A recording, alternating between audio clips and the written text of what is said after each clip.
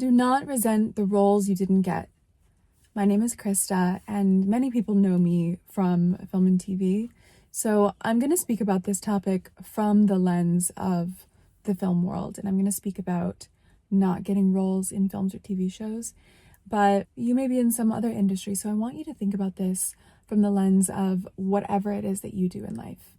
To give you some context, many people know me from a role that I played over 20 years ago in 13 Going on 30. I played the young Jenna. And recently it was announced that they were going to make a new film. And at this point in time, I have no involvement in what they're making. And I got so many messages, and they were so sweet and so kind-hearted, saying, you should be involved in this. How dare they not call you? I'm boycotting it. I hate this. I'm not watching it if you're not in it. And while I understand the sentiment, and I think it's very sweet, and I thank you for those messages, I want to dive deeper into what it actually means to not get a role. And to be clear, I don't hold the perspective that I should have a role in this film. I understand that it's somebody else's IP.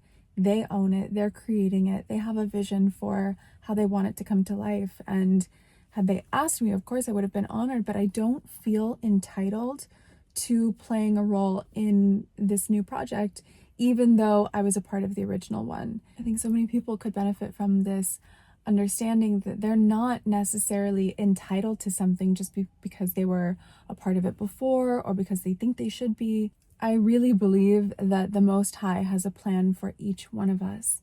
And sometimes we feel in our limited understanding in the world that we see in front of us that something is right for us, but we cannot understand the bigger picture. You know, we only see such a small percentage of reality, this physical world that's in front of us, but we don't understand the bigger. There's no way we could possibly grasp this bigger picture and how everything is working together actually for our good. And so these things that we think that we should have are not necessarily A, owed to us, and B, they might not even be what we want. We all have different desires for our lives, and it has been my experience that sometimes you will put a desire out there, and it can feel in the moment like you're doing this complete roundabout to get there. But if you truly have that desire and you hold that desire, God will find a way to make it happen in your life. And even if you can't see in the moment how things are coming together, how the whole universe is conspiring in your favor, it may in fact feel like everything in the universe is conspiring against you, is working against you. But if you trust and believe and give it enough time, you will see how everything eventually comes together for you. And quite often in a much more beautiful way than you could have ever planned for yourself. For example, if I have certain aspirations in the film industry, somebody might say that it would be the obvious choice for me to be a part of this reboot. But I don't think that's necessarily the case. Like, my path, although it's different from what people know me for, the path that I end up taking will be the right one for me to get me where I'm going. This is why I have no resentment. I've been working in film and TV for over 20 years, and not getting a role has never made me feel a sense of rejection or resentment or anything, because I know that what is meant for me will be mine. I've also just seen so many situations where there might be something that I thought I wanted, and maybe even something that I tried so hard to make happen for myself, and then it doesn't. And whatever that thing was turns out to be an absolute train wreck, and it turns out I was being protected in some way, or it would have been a train wreck for me. Maybe it's not for those people, but for me it would have been the complete wrong thing. This is why you should never resent a role that you don't get, a job that you don't get, a relationship that doesn't work out. The second thing is, I believe that the best thing any of us can do is be an absolute star in whatever role we were meant to play in that moment.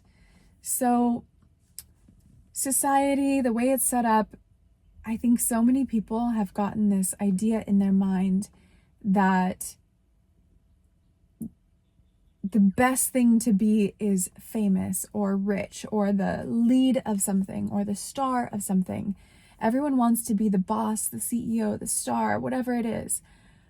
But not everybody is truly cut out for that position.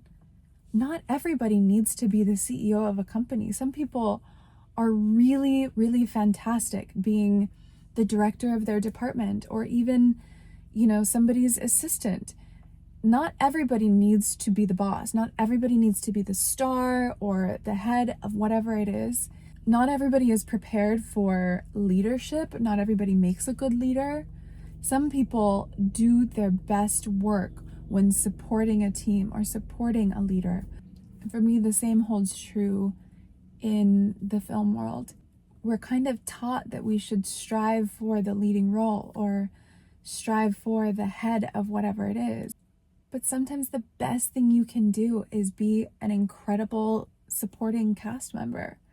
In all of the different organizations I've been a part of, working within different people's companies, etc., I have found the most effective way that a team can work together is if everybody specializes in their role. They stay in their lane and they do very, very well in whatever they do.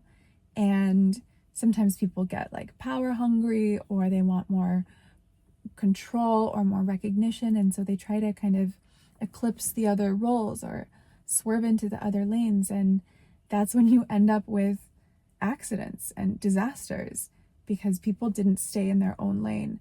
And it's not to say that you shouldn't strive for bigger, strive for better, but the point is to stay in your lane and do the best you can do at whatever you're doing now in the present moment while simultaneously holding the vision of something bigger, something better, something greater. That's okay. So long as you don't make it mean anything about you, that you're inadequate, that you're not as good as somebody else. There is no such thing. In the eyes of the Creator, there is no comparison of this person's better than that person. We are all exactly where we're supposed to be at that point in time. And so when you harbor this resentment, this bitterness, when you have a sense of entitlement that you feel like you're owed a certain thing and then you don't get it, and you've made all of that mean something, you end up carrying this bitterness, this resentment that harms you. It is a heaviness and a bitterness that weighs on your spirit. It's not harming anyone else. Nobody else is going on to make that movie and thinking, oh, that person is mad they didn't get the role. No, they're just going on and doing their job. So when you carry that bitterness, you're the only one that it harms. So this is just a message to say we are all exactly where we're supposed to be, and best to not carry bitterness or resentment. If you do find yourself feeling bitterness or resentment, the best thing that you can do for yourself spiritually is work towards forgiveness. And it can be really, really hard, but when you forgive, you let go of a weight. You let go of a stagnant energy that allows new, abundant, exciting energy to come in. So if you find yourself carrying any bitterness, any resentment, you feel like you were cheated out of something in some way, the best thing you can do for you and thus for everyone around you is just let go and recognize that there's so much out there for you, for me, for all of us. So let go of that resentment. You've got this. I believe in you.